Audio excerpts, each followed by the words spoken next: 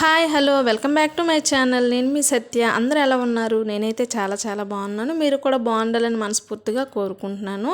Before వీడియోలో మా journey అయ్యేటప్పుడు మా ప్రిపరేషన్స్ ఎలా ఉన్నాయనేది చూపించాను కదా. సో ఈ వీడియోలో మా జర్నీ ఎలా అయ్యింది, మేము ఎలా స్టార్ట్ అయ్యాం, ఎక్కడి నుంచి స్టార్ట్ అయ్యాం, ఎలా వెళ్ళాం అనేది నేను మీకు ఈ వీడియోలో షేర్ చేసుకుందాం అనుకుంటున్నా. లగేజ్ అయితే ఫస్ట్ కిందకి దించేసాం. అను వాళ్ళు వచ్చేంత వరకు వెయిట్ చేసాం కాసేపు. వాళ్ళు వచ్చేసాక మేమైతే లగేజ్ తీసుకొని నడిచేస్తున్నాము.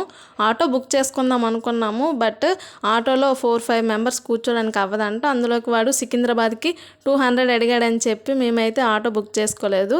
డైరెక్ట్గా రోడ్డుకు వచ్చిస్తే బస్సు ఎక్కిపోవచ్చు కదా, ఈచ్ వన్ 30 రూపీస్ అని చెప్పి నడుచుకొని వచ్చేసాము. బస్సు అయితే ఎక్కాము. తెలంగాణలో మహిళలందరికీ ఫ్రీ బస్ కదా, సో మాకు కూడా టికెట్ అడగడేమో అనుకున్నాను. ఆధార్ కార్డ్స్ చూపించమన్నాడు. సో ఎందుకులే తలనొప్పి అని చెప్పి టికెట్స్ అయితే తీసుకున్నాము. బస్సు అయితే రైల్వే స్టేషన్కి చాలా దూరంలో దించేశాడు. ఆ లగేజ్తో నిత్యతో నడవలేక చచ్చాము. ఆల్రెడీ మీకు షార్ట్ వీడియోస్లో చెప్పాను కదా, చాలా అలసిపోయామన్నమాట. ఎండతోని అసలు వేసవికాలం అప్పుడే వచ్చేసింది అని అనిపించింది. కార్తీక్ అయితే ట్రాలీ పట్టుకొని నడిచేస్తున్నాడు, కానీ మేము ఈ బ్యాగ్స్ పట్టుకొని నిత్యతోని నేను బాప అయితే అస్సలు నడవలేకపోయాము. చాలా అలసిపోయామన్నమాట. మేము అలసిపోతే రైల్వే స్టేషన్కి రాగానే నిత్య అయితే ఫుల్గా వాటర్ తాగేసింది. అప్పుడు చూసుకున్నాము తన వాటర్ బాటిల్లో వాటర్ అంతా లీక్ అయిపోయింది. బ్యాగ్లో బట్టలన్నీ తడిచిపోయి మళ్ళీ కార్తీక్తో తిట్లు కాసానమాట. ట్రైన్ అయితే దేవుని దయ వల్ల కరెక్ట్ టైంకి వచ్చేసింది. ట్రైన్ అయితే ఎక్కేసాము. నిత్య చూసారా కొవ్బాయిలో రెడీ అయింది కదా. ట్రైన్ అయితే ఫుల్ రష్ ఉంది. మేము ఎక్కేటప్పుడు పర్లేదు, బాగానే ఉంది. నైట్ అయ్యేసరికి అస్సలు కాల్ వేయడానికైనా ప్లేస్ లేదనమాట. తినేటప్పుడు హ్యాండ్ వాష్ చేసుకుందామని చెప్పి వెళ్తే అస్సలు అక్కడ ఫుల్గా జనాలన్నమాట. సో పాపం వాళ్ళైతే బాత్రూమ్ దగ్గర కూర్చుని పోయారు, కొందరైతే అక్కడే పడుకుని పోయారు. నాకైతే చాలా బాధ అనిపించింది. పండగ కదా, ఎలా అయినా వాళ్ళ ఊర్లకి వెళ్ళిపోవాలి. నేను పాపము కష్టపడి అక్కడ కూర్చున్నారనమాట. నిద్ర అయితే అస్సలు పట్టనే లేదు. ఎప్పుడెప్పుడు ఊరికి వెళ్తామా, ఎప్పుడెప్పుడు చీపురుపల్లి రైల్వే స్టేషన్ వస్తుందా అని చూస్తూ ఉండిపోయాను. నిత్య అయితే అను దగ్గర కాసేపు పడుకుంది. తర్వాత మరలా అది కూడా లేచిపోయింది.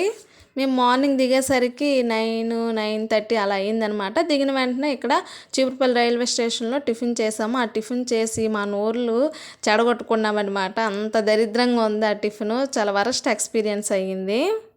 చీపురుపల్లి రైల్వే స్టేషన్ నుంచి కార్తిక్ వాళ్ళ ఫ్రెండ్ నాయుడు అన్నయ్య ఆటో తీసుకొని వచ్చారు. సో మేము అక్కడి నుంచి మా ఊరు వరకు ఆటో బుక్ చేసుకున్నాం అనమాట. పచ్చని పొలాలు చూసారా, ఈ సీజన్లో ఇంకా పచ్చగా ఉంటాయి. చెరుకు, జొన్న మా సైడ్ బాగా పండుతాయి అన్నమాట. మేము సంక్రాంతి రోజు దిగామన్నమాట. వచ్చేసరికి మరి 10:30-11 అయిపోయింది. లేకపోతే మా సైడ్ ముగ్గుల పోటీలు అవన్నీ బాగా జరుగుతాయి. సో ముగ్గుల పోటీలో పార్టిసిపేట్ చేద్దాం అనుకున్నాము. బట్ మేము వెళ్ళేసరికి అందరూ ముగ్గులు వేస్తారు.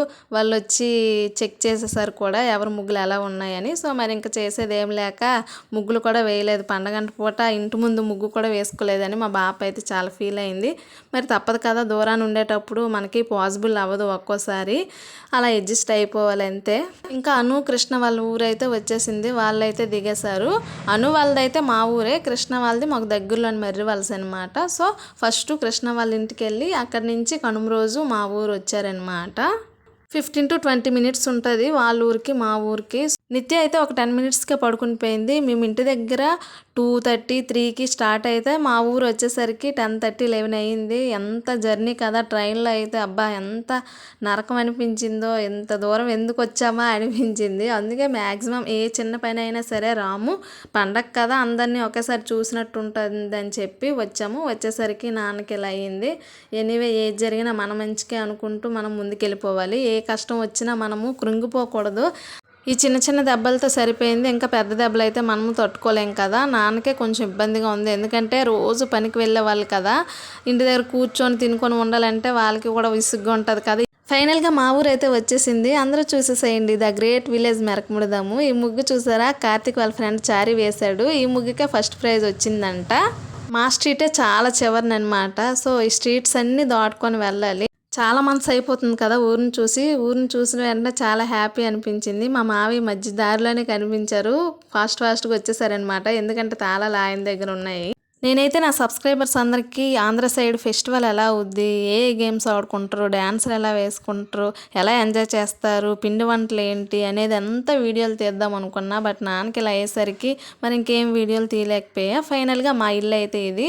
మా మొన్ననే పెయింట్లు వేశారు, మెరిసిపోతుంది కదా దగ. మేము ఎవరం లేకపోవడం వల్ల ఈ ఖాళీ ప్లేస్లో ఉన్న గొచ్చ అయితే చాలా పాడైపోయింది. మేము ఉండేటప్పుడు కొంచెం నీట్గా ఉండేది. ఎవరు లేకపోతే అంతే కదా, ఇల్లు అలా అయిపోద్ది. అయినా మా ఇల్లు అయితే పర్లేదు, కొంచెం బెటర్ అని నేను ఫీల్ అవుతున్నా. ఆర్ట్ఫుల్గా ఈ వీడియో ద్వారా నా సబ్స్క్రైబర్స్ అందరికీ చాలా థ్యాంక్స్ చెప్పుకుంటున్నా. ఎందుకంటే ఇంతవరకు మమ్మల్ని చాలా సపోర్ట్ చేస్తూ వచ్చారు.